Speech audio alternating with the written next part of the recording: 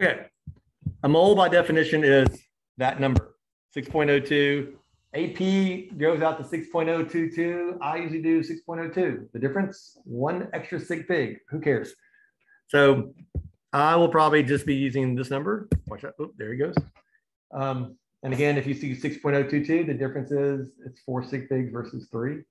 This is not a defined value to this degree.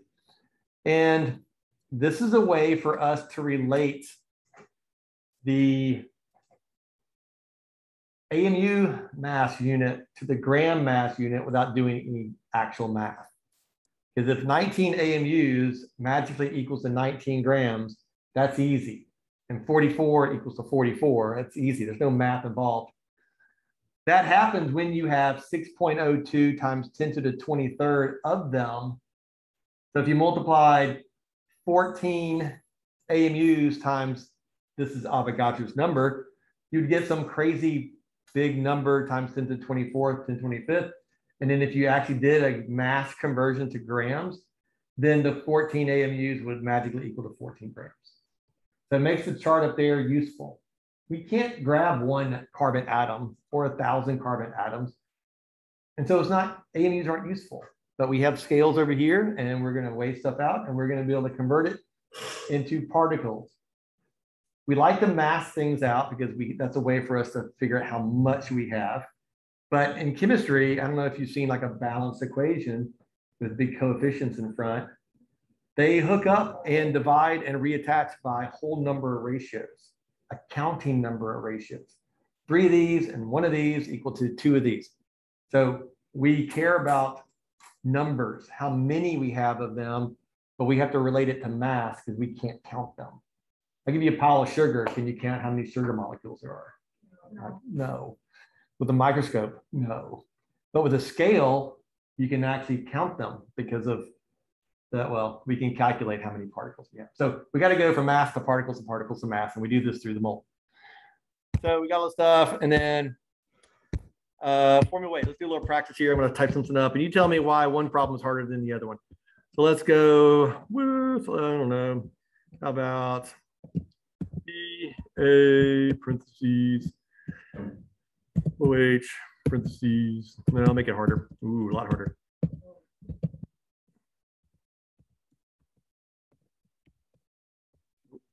There you go. That's one. So while I'm typing the next thing, I want to know formula weight. Where do you find formula weight? Molar mass. We did this the other day. Where do we get it from?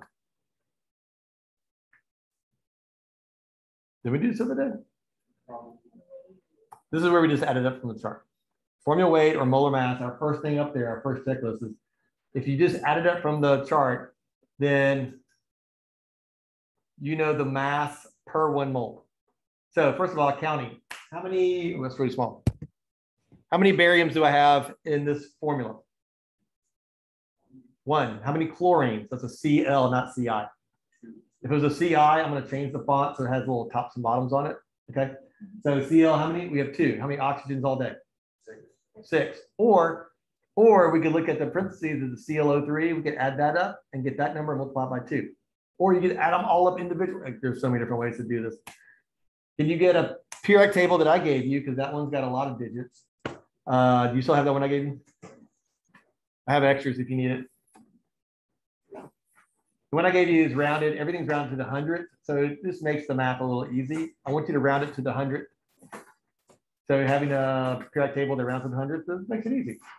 So add them all up. Just jot them down on a scratch sheet of paper.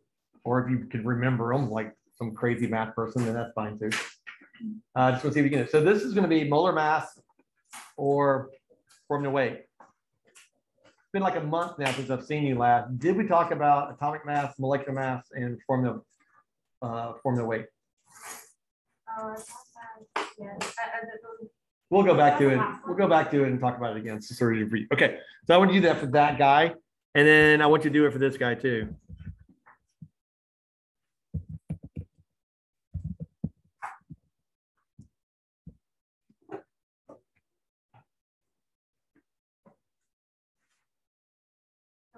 We're adding up all the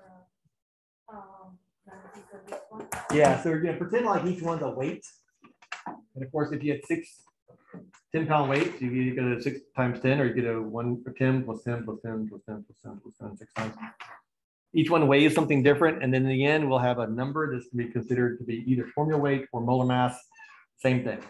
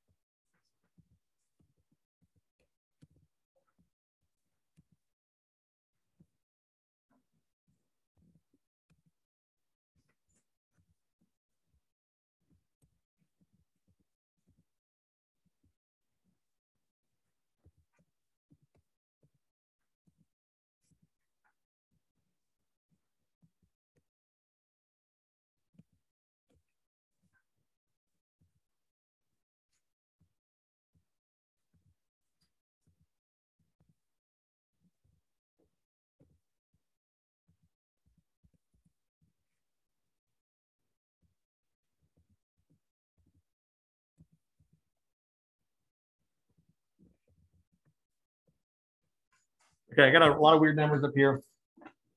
Forgot I was recording, so I need to put them on there. So for the first one, are we done?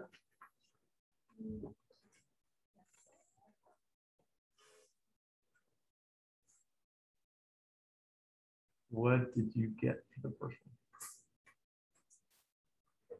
one? Dave, you're down to tell me. What did you get for the first one? That's what I got. That's what I got, yes. Are you with me? It's pretty fast. You probably. So the idea is like, there's a lot of different ways you could group this, and there's no perfect way, or there's, as long as you get the right answer, it's perfect, but there's a lot of different ways to do it. So what's 137.33?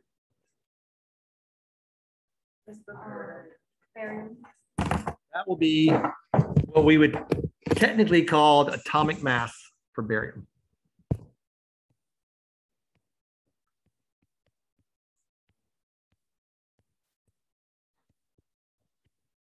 Atomic mass is literally the molar mass of a single atom, or a single one element, 1 mole of an element. So this is atomic mass. If we're talking about a molecule, it would be called molecular mass. If we're talking about an ionic compound, by the way, formulas for ionic compounds like barium chlorate, you understand that this is ionic, right, guys? Because it starts with a metal, ends in a polyatomic ion, either way. So formulas for ionic compounds are called formula units, whereas the formula for a molecule is called molecular formula. So they have 3 names for 3 different things, but the math is the same. So if it was an atom, a single atom, or a mole of a single element, it's atomic mass. How do you figure that out? You look it up on the chart and you write down. If this was a molecule, we would add them all up and write down the answer like we did with this one, but it'd be technically called molecular mass because it's a molecule. And if it was an ionic compound, like I'm asking here, you said it was 304.223. This would technically be called formula mass. We just condense all 3 of those down into a generic thing because they're all done the same way. You look at the chart, you add them up. If there's 1 of them, that's your answers. If there's 2 of them, you multiply by 2 or add it twice. So all 3 of those, atomic mass, molecular mass, formula mass, are all boiled down into, don't ask me why there's 2 of them, either molar mass, which is the mass of a mole of anything, or formula weight, which is the mass of a mole of anything. If you had a pencil and you weighed it and you multiply it by 6.02 times 10 to the 23rd, you get a really huge number. And that would be the mass if you had a mole of pencils, and therefore it'd be molar mass for pencils. Weird. Okay, moving on. What is 35.45? It's the chlorine. What is the 70.90? It's 2 chlorines. What is 16? Oxygen. Oxygen's cool with our chart because that one says 15.9994, but ours says 16.00. So I can write down 16 and I know it's good to 4 sig figs. 4 sig figs is going to be enough. So I don't need to write down 15.9994 when later on I'm going to round it off anyway. Awesome. What is 48?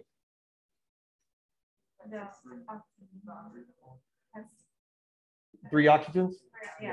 Okay. You see why they might use this number somewhere? Like, I'm just seeing if you recognize numbers, right? What is 83.45?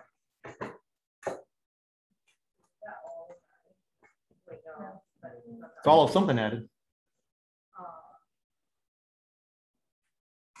So this is Cl, this is O, this is O3, and this is CO3. What is this guy? So sometimes I like to add up the, especially since oxygen's 16, because I know 2 oxygens is 32. I know 4 oxygens will be 32 plus 32, all that kind of stuff. I can do it really fast. So sometimes I like to add up the polyatomic ions and then multiply by 2. Sometimes I like to add up total number of each thing, like 6 oxygens and 2 chlorines. It doesn't really matter as long as you take into account everything. And either way, we end up getting, again, final answer, 304.23. I'm a stickler for units because they dictate everything. You can't just have 304. Does that mean it costs $304.23? I mean, could if I had different units. And without units, it doesn't really mean anything. This is not grams, by the way. This is going to be, let's get rid of this stuff. This is going to be grams per mole. Grams per mole, okay, my little slashy thing is a division sign. It means divided by moles. Divided by how many moles? 1. So this is my conversion. 1 mole of barium chlorate equals to 304.23 grams. And therefore 304.23 grams of barium chlorate equal to a mole of barium chlorate. You okay? Great. I'm going to erase all this crapola. Maybe not.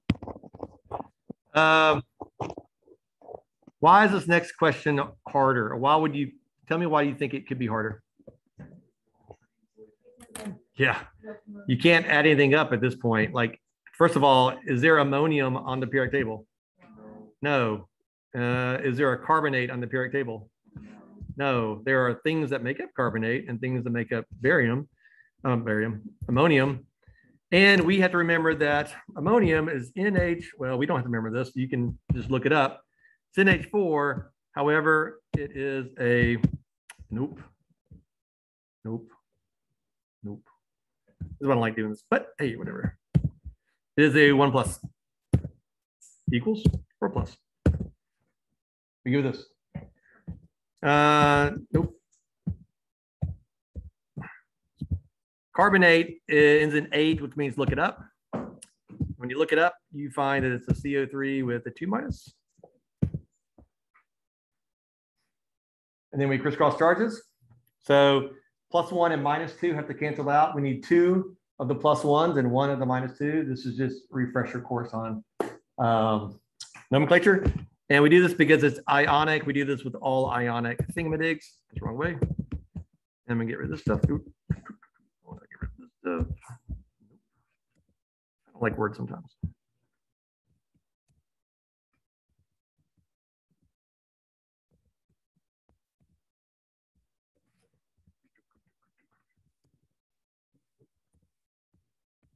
All right, whew, finally. All right, now the question is, what's the molar mass? I got 118.05. I have no idea. I didn't add it up. You're ahead of me. I would probably add up this way because I know certain numbers.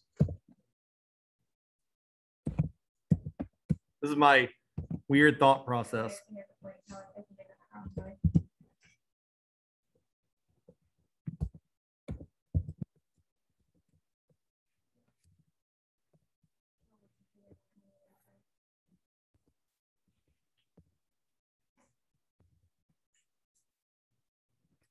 Actually, what the nitrogen goes to 1, so this is a 5.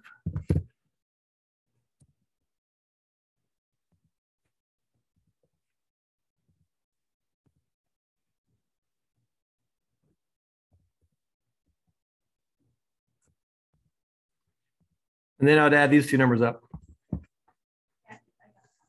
Again, you can do it different ways. You could say there's 8 hydrogens and there's 2 nitrogens, and you can multiply the hydrogen by 8 and multiply the nitrogen by 2 and add those up. I elected to add up the ammonium. That's where I got the 18.05, and then I multiplied it by 2. So I got the 36.10. And then for me, whatever reason, in my mind, it's easier to add 48 plus 12.01 than it was 12.01 plus 48. So I'm thinking about doing this without a calculator. Either way, looking at these two numbers, you get what, 96.11? So what y'all got? And of course, you can do all this like this. And then at this point, if this was a test, I would put down -1 units.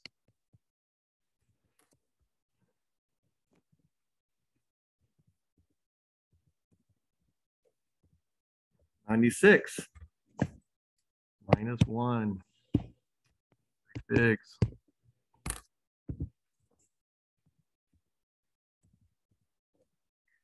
I'm kind of making things up now because this is the way it works sometimes. I could go -1 RD. I think RD stands for rounding. A lot of times, like, you don't round up, you get I don't know, you get 21.6, and you had to round it to single place value, say, or the single spot. So 91.6 equals to 91. It's supposed to be 92, so you might miss a fraction of a point there. So we're okay. We need units of measurement. What are my units again? Grams per mole. If you're talking about a single formula unit, it would be AMU or just a U, which is not Miami. Lowercase u. Not the U. So if you see AMUs, you know what it is. If you see U, like a lowercase u, it's an AMU. However, we typically are not talking about a single formula unit. We're typically talking about molar mass. So it's the same exact number, but it's going to be grams per mole. Again, conversion factor, 1 mole, 20 grams is 20 grams per mole. You will do mole conversions all throughout chemistry. As long as you do chemistry, we do mole conversions. We okay with this? We understand how this works. Awesome. You get some practice with this. You have a homework tomorrow, is that right? Yeah. So don't get confused. I gave you 2 worksheets. One says 3.1 and one says 3.1b. On your homework, on the old internet, the Veracross, the email, it clearly says 3.1 is due tomorrow, and 3.1b, only 1 and 2 are due the next day. So don't get confused. If it is, I hate to say it, but it's your fault. It's like, I know it's confusing, but it's fair to say it. So the first one says, what's the molar mass of table salt, NaCl? How long would it take you to add that up? You just did it. Again, units of measurement, rounding to the 100, because that's the scale we're using. If you use a different chart at home and you round it to longer because it's a different chart, I'm fine. But don't round it to a shorter one. I don't want it to be rounded to less than the 100 spot. Molar mass of cobalt-3 oxalate, okay, ionic compound, is that correct? How do we know? Cobalt's a metal. Oxalate ends in ATE, it's a polyatomic ion, so crisscross charges. What's the molar mass of ammonium carbonate? Hey, where have you seen that before? Oh, right. By the way, my co-worker from last year was super picky about showing all the work on this stuff. Like, either you know how to do this or you don't. And if you know how to do it and make a mistake, you'll get the wrong answer. So, like, I don't necessarily need to see work on these, on just the formula weight ones. It's nice to see a little scribble down there, what you're doing, just to add it all up. It's good to see down there, but like, I'm not requiring this super organ. Like, if you look it up, how to come up with formula weight, at a high school level, they're going to show you all these, get the 6 times 16 equals, write down the answer, 2 times, like, just make it happen. So that's a good thing for y'all. And whether you get the right answer or the wrong answer, you're going to get counted off for getting the wrong answer. And if you're going to cheat, and this is not the part that you need to cheat, there's a lot more complicated stuff you need to cheat on if you can't get this. So not worried about it. Because like showing it works sometimes that case. So the first 3 are the same question. We good? Should be, I think Malt's already done with all 3. So the next several are going to be hub problems. I call them hub problems because we have a hub in our notes. Dude, oh, you have these notes, right? So in your notes, it talks about all 3 of these things and how at the end, we're not going to call them any of these, but you might hear them. So I want you to know what they are. We're going to call them molar mass or formula weight. Either way, you can have molar mass for an atom, molar mass for a molecule, or molar mass for a non-ionic compound. And formula weight is the same thing. There's no difference between molar mass and formula weight. Are we clear on these 2 terms are exactly the same thing? Great.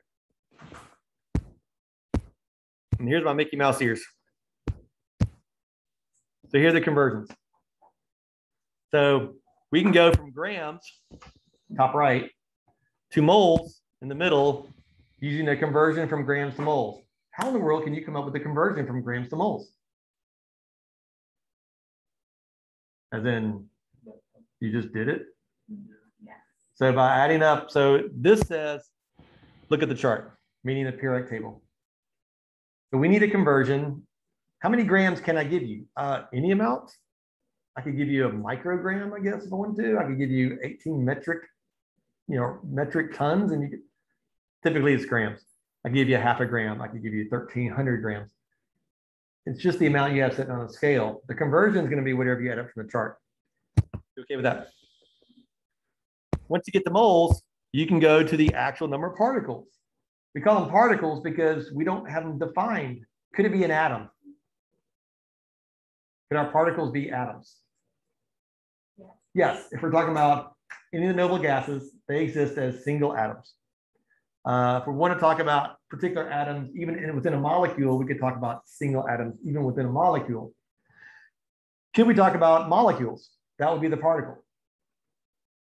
Can you have a single molecule? Not can you actually pick up a single molecule, but do single molecules exist? Yeah. Yes, so our particles could be molecules. Could they be ionic compounds, or in other words, formula units? Yes, they could be. So could it be hippos? Yes, they could be. Could they be pencils? Yes, they could be. So we have to like have a generic counting number of things. So Moth, kind of for you and for them to review, if you wanted to define the word dozen, how would you do that? Define the term dozen. Okay, great, perfect. Same exact definition, except instead of putting 12, put 6.02 times 10 to the 23rd, and instead of putting dozen, put in mole. And we can abbreviate mole MOL, which is not much of an abbreviation, but that's how we do it. But spelled MOLE, like the little burrowing, ugly creature. He's up there somewhere. There he is, massive. But that is exactly what it is. It's truly a counting number of things. However, mathematically, we can get to grams with this. And really important, if you have a gas, as in not a liquid, not an aqueous solution, and not a solid, if you have a gas and it's under the conditions of STP, can somebody who was here last week tell me what STP is? You know what it is? Okay, that's fine. I want to make sure I'm not reviewing something that I've never talked about. Oh, three separate things. Well, it's standard temperature and pressure. Standard temperature, standard pressure. Do I have them here? I guess I don't have it. So we needed to kind of know what this is. So STP is going to be standard, that's an A, temp, and pressure. I can't spell. Standard temperature is 0 degrees Celsius, 273 Kelvin. Same thing, right? Standard pressure is 100 kPa. In America, we have, in most college, in everywhere else besides IB, standard pressure is 101.3, a very small difference.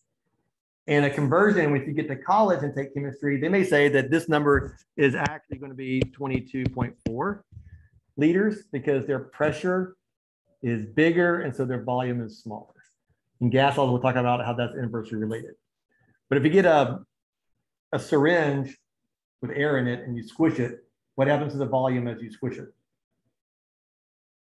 What happens to the volume of air? It goes down. What happens to the pressure? It goes up. So these are inversely related. Great. So like if I say a standard pressure is now more, then the standard volume will be less. So this is IB is 22.7. It's because of 100 kPa. Some other aspects of learning when you go to a different school, maybe 101.3, and therefore the 22.7 equals 22.4. Just to give you a heads up, like they taught me the wrong stuff. Like, not really. We're not dealing with that there. We're going to keep it one. So STP is not 3 letters. It's 2 numbers with units. What happens to, and this is what we talked about, and y'all were stunned. I don't know if it was because it's the last day before fall break. What happens to gases or anything if you heat them up? They expand. You missed it last week. So would the volume change with temperature change?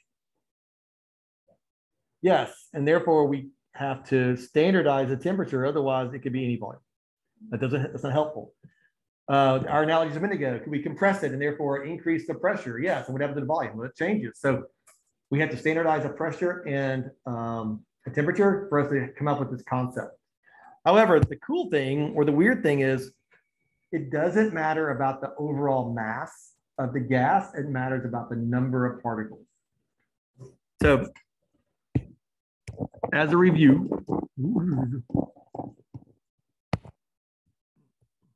if I had 2 grams of hydrogen gas and I had 44 grams of carbon dioxide,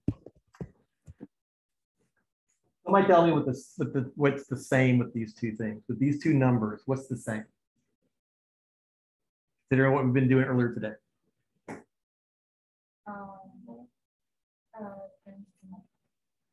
Okay, so this is going to be equal to 1 mole. And this is going to be equal to 1 mole if you add up the numbers. You okay with that? So 2 grams of hydrogen gas, by the way, it's diatomic, and 44 grams of carbon dioxide have the same number of particles. Get this concept. I'm pretty sure that the carbon dioxide gas has like 20 times the mass, though. Roughly. However, this would take up 22.7 liters of space, and this would take up 22.7 liters of space. Now, within the category, if you double the mass of hydrogen, you'll double the volume, but it's not because you double the mass, it's because you double the particles. So these things are related by number of particles, not by mass. These will both take up the same amount of space. These are both the same number of molecules. However, the mass of the carbon dioxide is much bigger. Okay with these?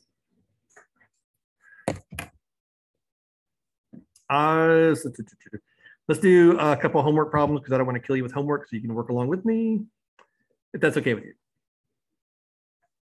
If I can find, I don't think I have it pulled up here. Okay, we kind of already talked about 1 through 3. Pick one on something on the first page, 4, 5, or 6.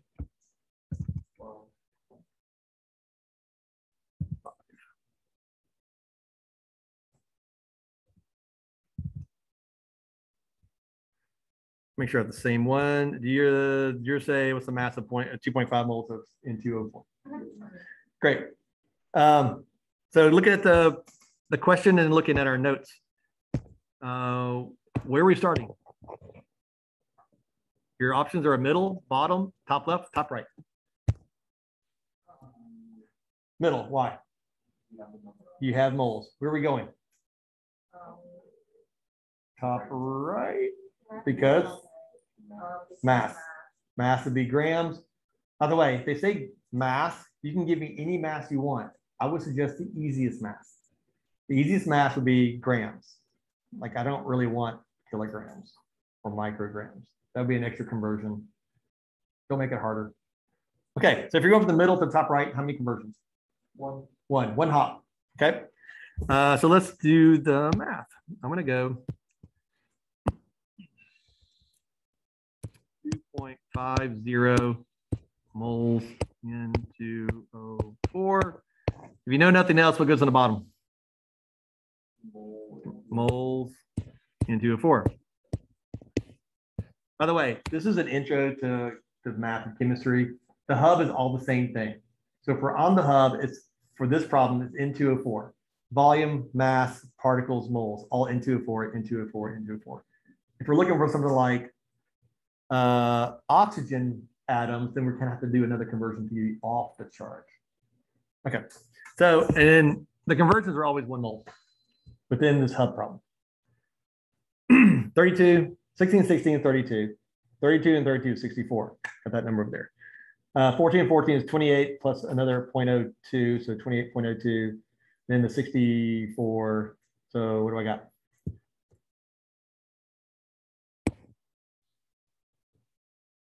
$64 and 02. This is grams per mole. Could I have moles on top and grams on the bottom? Could I in a different problem? Yes, and I'd have moles, 1 mole on top and then the 92.02 on the bottom. What happens to the moles? Cancels. Over here, you're going to have grams into O4. How many sig figs should I have? By the way, in a conversion factor, the 1 is always the same number of sig figs as the other spot. So in this case, the 1 mole is good at 4 sig figs. So my answer should be 3 total. Number of sig figs should be 3 total. 6.02 times 2.5. So I got 240 dot. Is that right?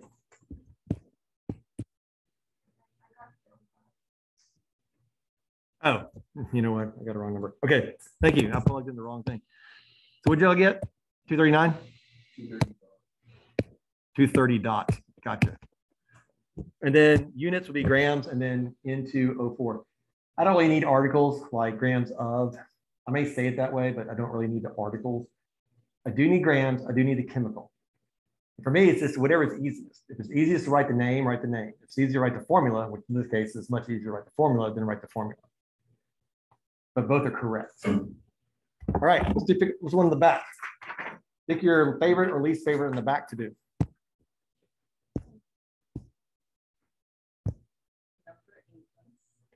Number 8. Okay, back to the hub. So we're talking about xenon, a single atom or single element, which makes the math easier for doing mass, but we're not actually doing mass. So I'm going to go here to my notes and say, where are we starting from? Why? Yep, as atoms. We have to define atoms as number of particles. They won't ever say particles. You don't ever say, like, how many pencils that are particles do you have? You just say, how many pencils do you have? And you don't weigh it. You count them, 1, 2, 3. So how many atoms, how many molecules, how many formula units, how many ions? This is the top left. And then we're looking for what? And this is the gas, correct? Later on, when we get to molarity, this is going to be a typically aqueous solutions. And if we're dealing with aqueous solutions, we could not use this conversion. We have to get that in our head, but we can. It's the gas. So how many conversions? 2. So we're going to come over here and put down 4.50 times 10 to the 24th. Xenon atoms. 2 conversions. What number goes on the bottom? Meaning down here.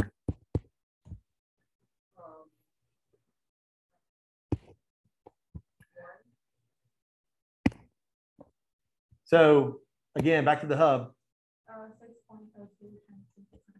1 mole, which is on top. This is atoms and then atoms.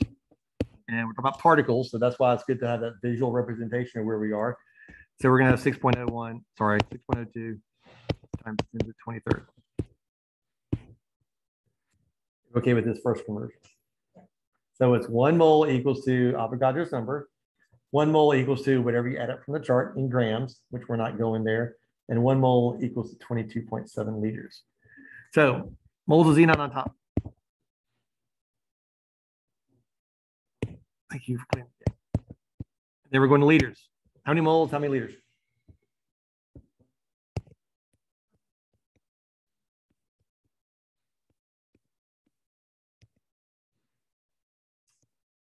Xenon atoms cancel. Moles of xenon cancel, leaving you liters of xenon. How many sig figs do I need? 3.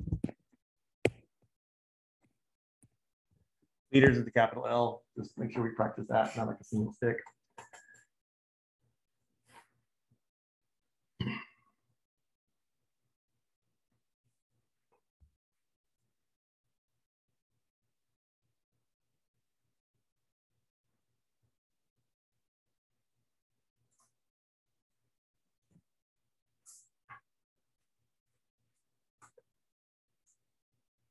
Who's got an answer for me? Like round with the sig figs, I got 170. 170? Yeah, because so I got 169.68, but we're going to 368. Okay. Yep. So I got 170 and then got. Somebody else got the same exact thing, so thank you. Okay. Super doable, the rest of the stuff? So make sure that y'all start working with notes. Make sure that you fix the notes so they make sense to you. And because the notes are not supposed to be something you have to do to get some checkpoint on in the class. It's supposed to be ways for you to kind of organize the material and also remember it a couple of days later. Like y'all definitely don't remember what we went over last Wednesday because it's been 6 days. It was an introduction last time, so it wasn't like solidified in your head. So if you have good notes or can understand the notes that you have, then you can refresh yourself with it much, much easier. Okay.